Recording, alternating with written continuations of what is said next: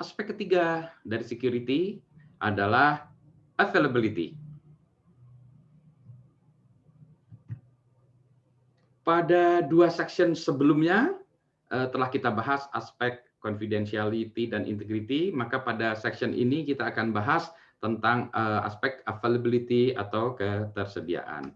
Jadi kalau kita lihat, kita perhatikan dari slide ini, ya, security itu adalah confidentiality, integrity, availability. Maka kita bahas sekarang aspek yang ketiga, yaitu availability. Availability atau ketersediaan. Pada awalnya aspek ini bukan menjadi aspek yang penting ya dalam sebuah satu sistem ya. Jadi tidak ditermasukkan kepada aspek security.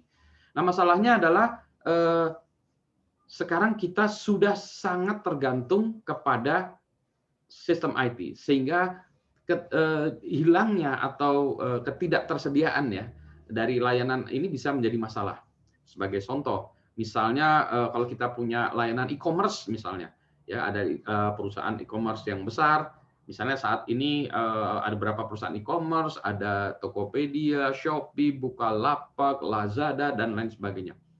Bayangkan kalau mereka down, ya tidak dapat diakses, tidak tersedia, maka ini akan menjadi masalah besar bagi perusahaan tersebut karena tidak terjadi transaksi. Bukan saja perusahaan itu, tetapi juga orang-orang yang berjualan dengan menggunakan platform e-commerce tersebut, maka ini akan menjadi masalah besar. Itulah sebabnya aspek ketersediaan menjadi bagian dari security. Nah, serangan terhadap aspek availability ini tentu saja adalah meniadakan layanan ya. Tersedia lawannya ketidaktersedia.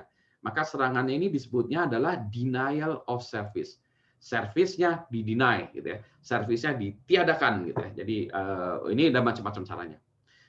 Denial of service atau DOS atau DOS ini ya, DOS attack ini bisa dilakukan terhadap macam-macam. Terhadap jaringannya, terhadap aplikasinya, terhadap infrastruktur pendukungnya. Misalnya kalau kita ingin melakukan serangan terhadap sebuah negara lain, maka yang diserang adalah aspek listriknya dulu. Ya, kalau listriknya itu mati, maka seluruh layanan dari perusahaan atau apapun yang dalam lingkungan itu tidak bisa tersedia. Bayangkan aja kalau sekarang kita ya di sekolahan, di kampus-kampus kan sekarang sudah menggunakan infocus semua ya, sudah menggunakan LCD, segala macam sudah menggunakan sistem komputer. Bayangkan kalau kampus misalnya listriknya mati 7 hari, kampus libur 7 hari gitu ya. Mahasiswa senang, gitu. Kampus tidak senang. Dosennya juga senang sih sebetulnya ya, karena nggak ngajar juga gitu ya. Jadi layanannya ini bisa macam-macam. Jaringan tadi misalnya bisa dibanjiri, di flooding ya, bisa dibuat connection yang banyak dan seterusnya. Aplikasi juga diserang sehingga aplikasinya itu kehabisan memori atau terlalu banyak melayani. Jadi macam-macam. Yang pada prinsipnya tujuannya adalah bukan mencuri tapi meniadakan layanan. Jadi kalau dulu ada orang menyerang ini kemudian ditangkap, loh Pak, apa salah saya? Kan saya tidak mencuri, saya tidak mengubah data. Yang saya lakukan hanya membuat websitenya down. Nah, kalau sekarang itu pun termasuk serangan terhadap security. Meniadakan layanan itu juga dianggap sebagai sebuah serangan. Kalau serangannya dilakukan dari satu tempat, biasanya itu denial of service-nya dari satu tempat. Tapi kalau serangannya dilakukan dari berbagai tempat, banyak tersempat dan terdistribusi, maka ini disebutnya denial of service yang distributed atau DDoS attack. Sebagai contoh tentang DNS atau domain name system.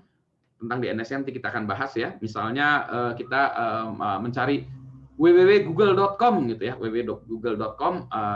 Kalau yang menanyakan seperti itu, nanti ada jawaban IP-nya google.com, IP-nya adalah sekian. Gitu. Kalau yang nanya satu aja nggak masalah ya. Tapi kalau yang nanyanya ada banyak mesin ya, mesinnya kalau satu mesin ini kita meminta bantuan zombie atau komputer-komputer yang di take over untuk melakukan tadi ya. Jadi kita query google.com berapa? Google.com berapa? IP-nya google.com berapa? IP-nya google.com, IP-nya berapa? Google.com, IP-nya berapa? Jadi yang request-nya atau permintaannya hanya kecil dari satu mesin, tapi kalau mesinnya banyak, katanya banyaknya berapa? 10.000 mesin gitu ya, maka akan menjadi berat dari mesin yang ditargetkan, yang dituju. Inilah yang disebut distributed DOS attack. Query-nya juga bisa macam-macam ya. Query-nya bisa domain yang ada atau domain yang tidak ada ya, random label attack misalnya gitu ya. Sehingga pada prinsipnya itu akan membuat DNS servernya menjadi berat dan kehabisan dan tidak bisa memberikan layanan. Ini hanya sebagai contoh DOS attack. Gitu ya. Jadi availability bisa macam-macam. Nanti akan kita berikan contohnya di dalam section-section atau kelas berikutnya. Jadi 3 aspek itu adalah confidentiality, integrity, availability. Perlindungannya macam-macam. Bisa melakukan duplikasi, redundant. Jadi kalau satu di server diserang, masih ada tempat yang lain ya. Perlindungannya kita bisa membuatnya menjadi ditaruh di tempat disaster recovery center, di DRC, tempat yang berbeda. Misalnya di server kita, misalnya di Jakarta mati listrik, kita punya DRC di katakanlah di Bali gitu ya, bisa hidup lagi. Demikian pula misalnya server hard disknya rusak, korup, nah kita bisa melakukan restore. Kita diserang DOS attack tadi ya, misalnya DOS-nya diserang dengan ransomware bisa ya, kemudian kita restore dari data yang lama. Kita juga tadi network-nya dibanjiri dengan banyaknya data ya, paket, maka kita bisa filtering ya, network kita filter sehingga serangan tadi tidak masuk ke tempat kita. Yang pada prinsipnya ini kalau kita lihat diangkat ke level yang sebelah atas, maka kita bicara tentang business continuity planning ya, bagaimana kita memastikan bisnis tetap berjalan meskipun layanan-layanan tadi ya, sistem kita down segala macam. Sebagai contoh tadi misalnya kelas listrik mati, kita nggak bisa pakai infocus, ya sudah kita ngejar di papan tulis. Itu adalah aspek disaster recovery plan-nya gitu. Nah, untuk melakukan ini maka kita biasanya melakukan cyber drill ya, pelatihan-latihan. Nanti kita bahas di bagian insiden ya, incident handling, bagaimana kita melakukan cyber drill. Inilah aspek availability. Nanti kita lanjutkan di topik berikutnya lagi.